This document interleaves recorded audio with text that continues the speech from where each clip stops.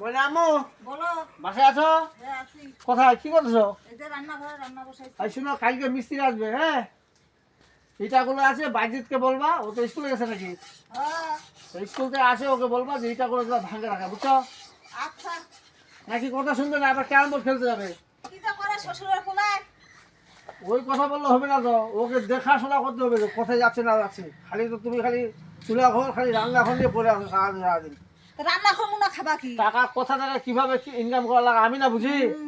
শোনো কালকে যাতে মিস্ত্রিদের সাথে থাকে বাইজিৎকে বলবা কালকে স্কুল মিস, হ্যাঁ হেডমাস্টারকে আমি বলে দেবো।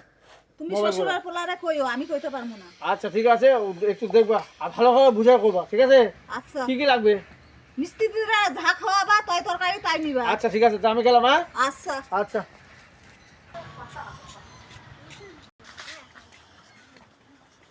ভাবি কি করতেছো?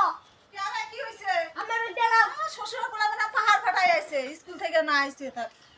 তোমার ভাইয়ে ওই যে মিস্ত্রি বলে আবো কালকে গিটি ভাঙার লাগবো, তোমার এই গিটি ভাঙতে কইছে, চারটা খায়া উদ্ধার করে গিটি ভাঙতে যাও। কোথায় ভাঙবো? কে আমার মাথায় ভাঙবা? এইখানে এইখানে। কি বললা তোমার মাথায়? হ্যাঁ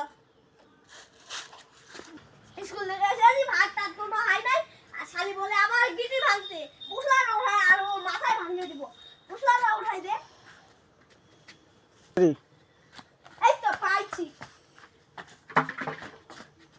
বুসলা তো বলে মিট উঠাই দে। এই তো পাইছি।